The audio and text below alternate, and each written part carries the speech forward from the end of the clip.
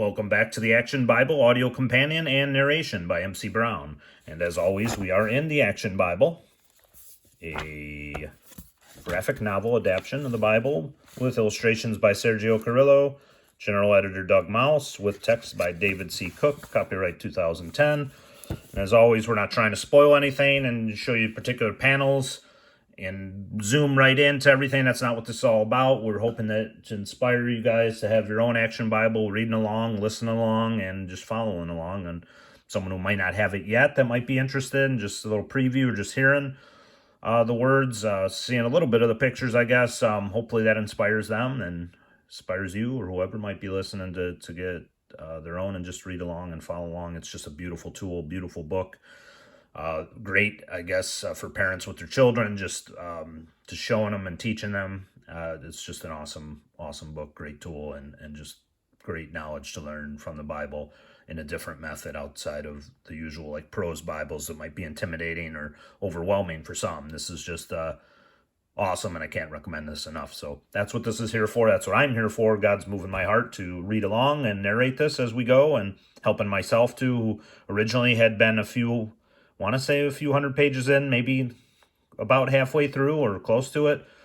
But I had rewound to fellowship with a friend who ditched me for the audio CD, I think, versions of it, which is fine because what was happened here is that this has came about from it. So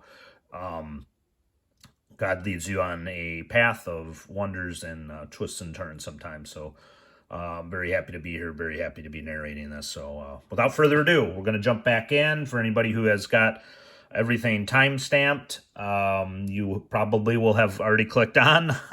So right here, you'll be joining us on page 198. Timestamps in every description, just to give you guys a heads up, whoever might be reading along if you don't already know. But on page 198, we're on the walls of Jericho, based on Joshua 5 through 6. In the Promised Land, the Israelites find fruit and grain. Look, food, enough for everyone. Thank God, this is a wonderful place. Now that the people can find food for themselves, God no longer sends the manna he has sent for 40 years.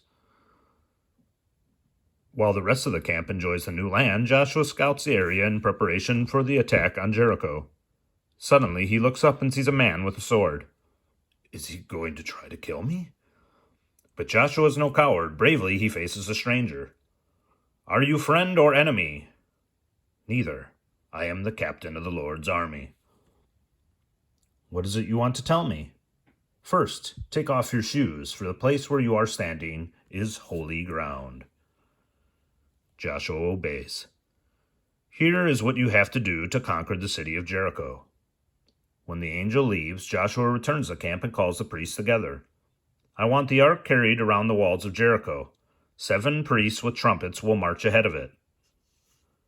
Once a day for 6 days in a row, Joshua marches the Israelites around the city of Jericho. From her house on the wall, Rahab watches anxiously. The Israelites show no sign of attacking us, yet the city is breathless with fear.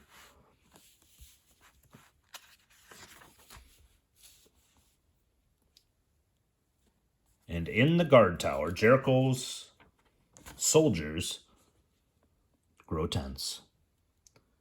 What are they trying to do? Work an evil charm on us? Whatever it is, it's working. Our soldiers are scared.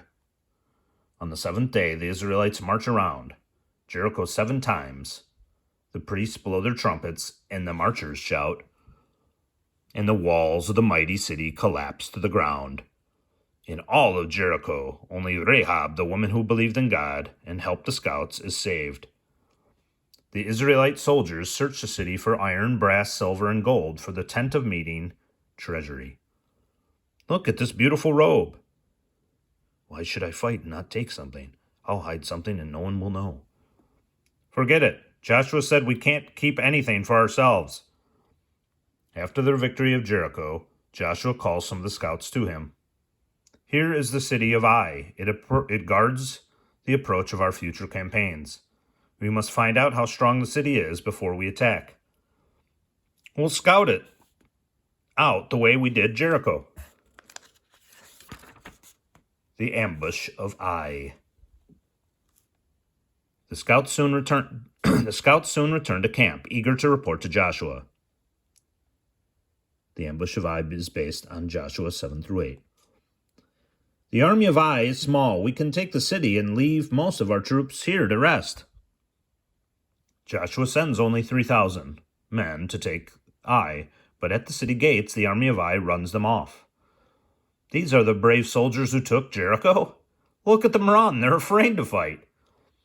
The frightened Israelites return from the defeat at Ai. Joshua and the whole camp are stunned. What happened? I don't know. All of a sudden we were afraid and ran. The soldiers can't explain why they were afraid, so Joshua seeks help from God. God, why did this happen? Now our enemies will destroy us. God tells Joshua that the people are being punished because someone disobeyed him when they took Jericho.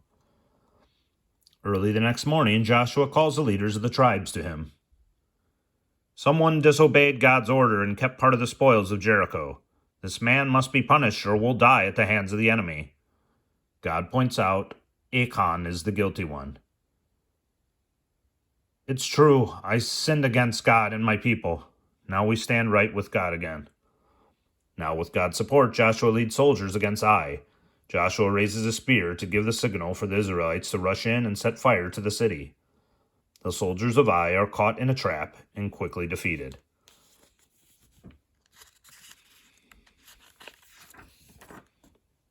Stop the Sun, based on Joshua 9 through 10. News of Joshua's victory spreads. The Gibeonites know that they are next, so they come up with a plan.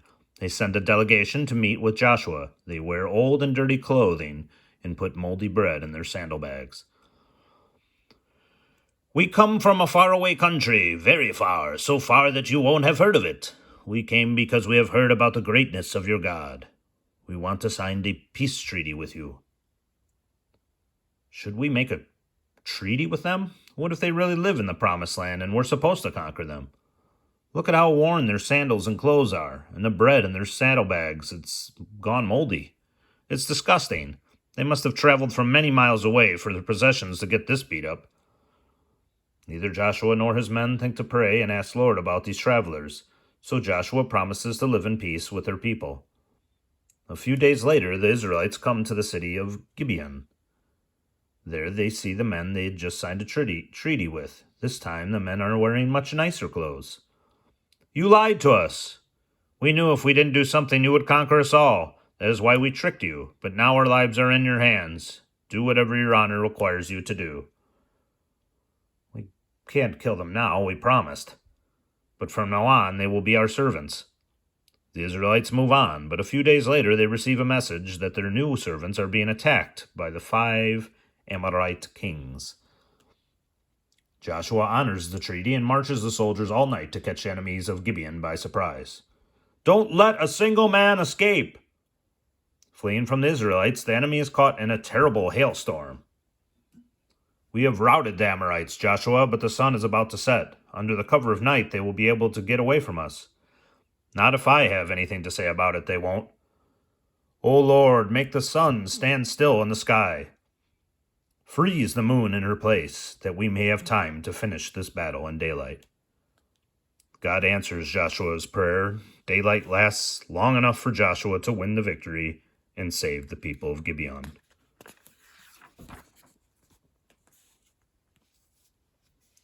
A division problem, based on Joshua 11:1 through 24:18.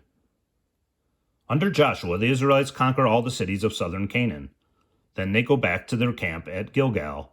When Joshua learns that the northern kings are forming a great army, he makes a quick march north and catches them off guard. His lightning attack throws the enemy into panic. What's happening? I thought we weren't fighting until tomorrow. With quick, decisive blows, Joshua takes the camp. Some of the enemy try to escape, but Israelite soldiers follow in close pursuit. The fighting lasts through the day, but by nightfall, the enemy is in Joshua's hands. When the war is over, the Israelites rejoice and give thanks to God for their victories. Then Joshua calls the leaders to a special meeting. We have won much of the land God promised us. It's time for us to divide it among the tribes. Caleb, Joshua's friend, speaks first. Because I was one of the scouts who was not afraid to take Canaan 45 years ago, God promised that someday I could have the land I saw. Give me the land around Mount Hebron, and I'll drive off the giants who live there and make it my home. Your wish is granted, Caleb, and may God bless you. Some years after the people are settled in their new homeland, Joshua calls the tribal leaders to him. I am old and don't have much time left. Let me remind you all that God has done for you. Choose this day who you will serve. Will it be God or false idols? We will serve the Lord our God, and we will obey his voice. You know with all your heart and soul that not one of all the good promises the Lord your God gave you has failed. Every promise has been fulfilled. Not one has failed.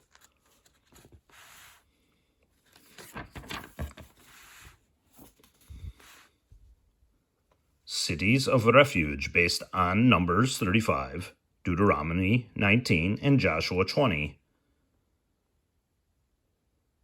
Joshua divides the land among the tribes and sets up 6 cities of refuge where people can go to receive mercy, even if they do something as bad as killing a person.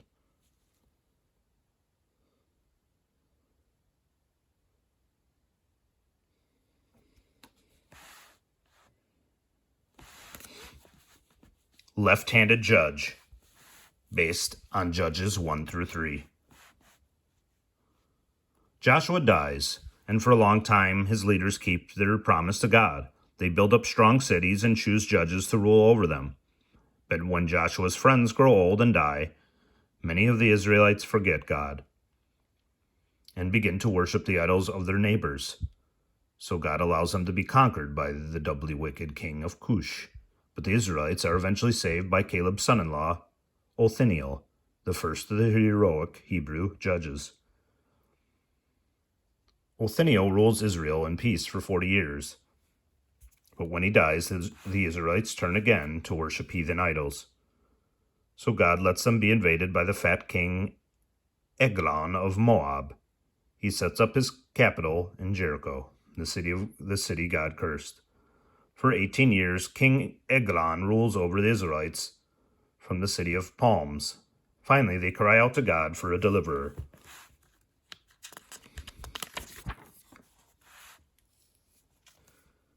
God hears the Israelites' prayers and raises up a deliverer from the tribe of Benjamin, a tribe known for being left-handed.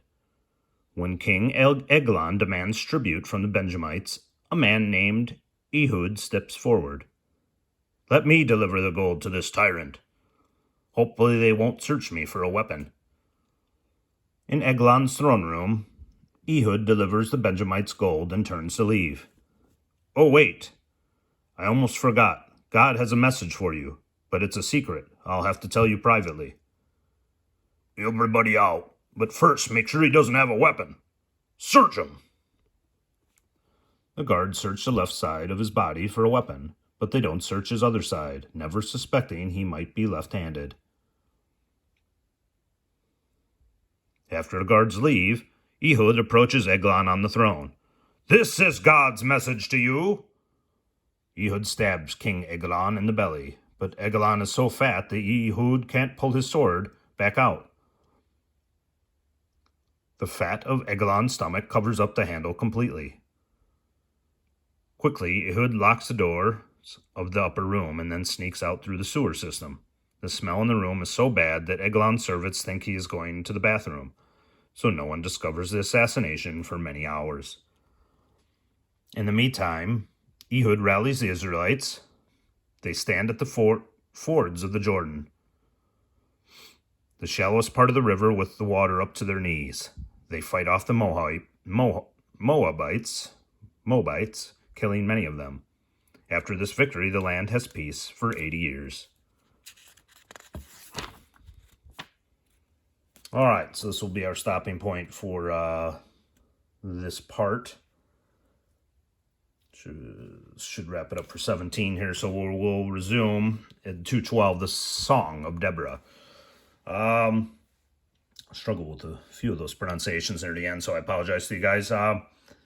wrap it up for now. Not sure when we might resume for sure. If it is the new year, then and depending on how quickly you're following along with this, blessed be to you guys and for a safe, healthy new year. A lot of stuff going on in the world, but just make sure you keep praying to God and thanking Him for the blessings and keeping you safe. So definitely we'll just all gather in prayer for that, and hopefully as we read along and stuff too, and gain inspiration for a lot of these brave characters in the Bible and those that have done God's will, that hopefully we pray that we do the same in this world that we're living in, no matter when you're reading this. So appreciate you guys as always. Love you guys. Appreciate it. Any comments, please leave them in the section, especially if I was butchering a name there. Definitely need the help. But like this video, share it, subscribe, hit the notification bell for any new videos. I'm trying to be very consistent, like anything we should be when we're doing it for God. Staying consistent is key. So as always, I pray may God bless you. Definitely where you go from here. And until next time, we will see you in the next video. Thank you. God bless.